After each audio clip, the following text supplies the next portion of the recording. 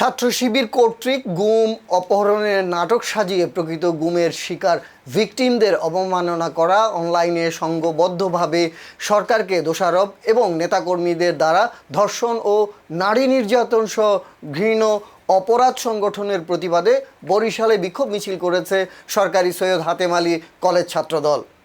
রোববার 14 জুন কলেজের মূল ফটকের সামনে বিক্ষোভ মিছিল অনুষ্ঠিত হয়।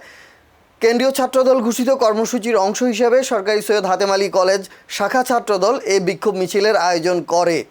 এ সময় ছাত্রদলের নেতাকর্মীরা মেইন গেট থেকে বিক্ষোভ মিছিল বের করে মিছিলটি পুরো ক্যাম্পাস প্রদক্ষিণ শেষে লাইব্রেরি ভবনের সামনে এসে প্রতিবাদ সমাবেশ করে। এ সময় ছাত্রদল নেতাকর্মীরা ছাত্র শিবিরের বিপক্ষে নানা ধরনের স্লোগান দেন। জিন্দাবাদ জিন্দাবাদ জিন্দাবাদ জিন্দাবাদ হাতেম আলী কলেজ ছাত্রদল দর্শকদের পাহারাদার বা শিবির চমৎকার শফিক চমৎকার দর্শকদের পাহারাদার দর্শকদের পাহারাদার শিবির চমৎকার শফিক চমৎকার দর্শকদের পাহারাদার নাটক